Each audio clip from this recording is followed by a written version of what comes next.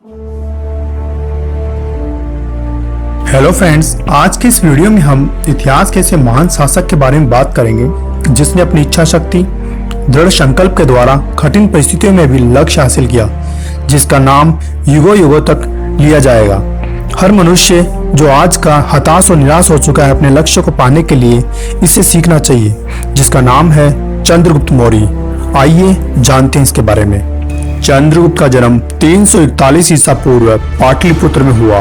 बौद्ध रचनाओं में कहा गया वह मौर्य नामक क्षत्रिय जाति में जन्म लिया। मौर्य जाति शाक्यों की उच्च तथा पवित्र जाति की एक शाखा थी, जिसमें महात्मा बुद्ध का जन्म हुआ था। कौशल नरेश विलुक शाक्यों पर आक्रमण किया, तब मौर्य अपनी मूल बिरादरी से अलग होकर हिमालय की एक सुरक्षित स्थान पर शरण ली। यह प्रदेश मौर्यों के लिए प्रसिद्ध था, जिस कारण वहां आकर बस जाने वाले लोग मौर्य कहलाए। उस समय मगध पर सबसे क्रूर निर्दयी शासक धनानंद का शासन था।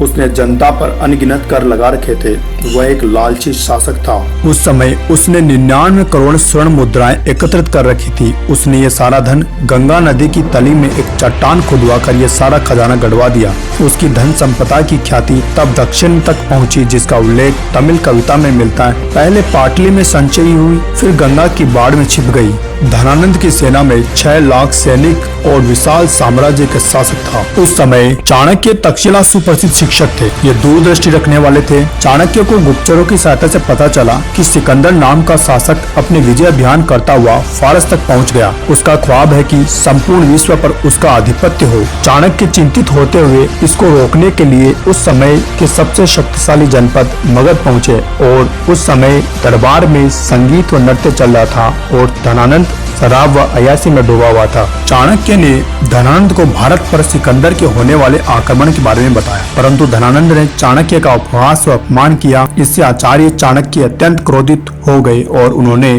प्रण लिया कि जब तक मगध पर से धनानंद के शासन का समूल विनाश नहीं कर दूंगा, अपनी शिखा नहीं बांधूंगा। और ये चाणक्य अपमानित होकर तक्षशिला लौट रहे थे और रास्ते में उन्हें एक बच्चा खेलता हुआ दिखा और आचार्य ने उसमें राजा बनने जैसा महान गुण उसमें देखा। तो आचार्य ने 1000 पर्ण मुद्रा देकर उसे दास प्रथा से मुक्त कराया। आचार्य ने चंद्रगुप्त को अपने साथ तक्षशिला ले गए और उसे वहां पर युद्ध कौशल, वेदों का अध्ययन, राज व्यवस्था, कूटनीति आदि में उसे पारंगत कर दिया। इस बीच चंद्रगुप्त व चाणक्य ने पाटलिपुत्र पर आक्रमण किया, परंतु वे असफल हुए। चंद्रगुप्त सीमांत से भारत के अंत प्रदेश की ओर मगध तथा पाटलिपुत्र की ओर बढ़ रहा था, परंतु पहले उसने रणनीति में गलतियां की। कहानी प्रचलित है, जब चाणक्य और चंद्रगुप्त मगध से हारकर छिपते हुए एक झोपड़ी में पनाह ली, उस समय एक औरत ने उनको खाना परोसा। तब उस औरत का बच्चा भी खाना शुरू किया तो गरम रोटी को बीच में शुरू किया। तब उसकी माँ ने कहा, तुम अपने हाथ जला लोगे, किनारों से शुरू करो।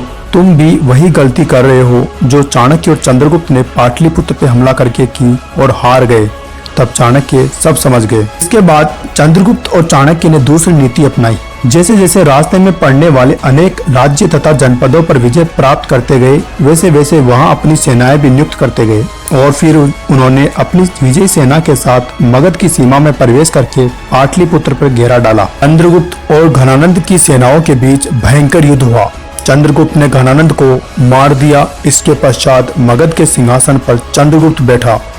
चंद्रगुप्त के जीवन से हमें 5 महत्वपूर्ण शिक्षाएं मिलती हैं। नंबर 1, चंद्रगुप्त बचपन से ही घनानंद से बदला लेना चाहता था, इसलिए उसने लक्ष्य बड़ा बनाया और आज का व्यक्ति बड़ा लक्ष्य नहीं चुनता, सिर्फ सपने बड़े देखता है। 2, चंद्रगुप्त ने लक्ष्य को प्राप्त करने के लिए उचित ज्ञान अर्जित किया और संघर्षपूर्ण जीवन जिया, लेकिन आज का व्यक्ति सही ज्ञान अर्जित नहीं करता और ऐशोआराम पूरे चाहिए। चंद्रगुप्त ने मगध पर कई बार आक्रमण किए, परंतु हर बार असफल हो जाता, लेकिन वह आक्रमण से नई कूटनीतियां और लक्ष्य प्राप्ति की नई बारीकियां सीखता।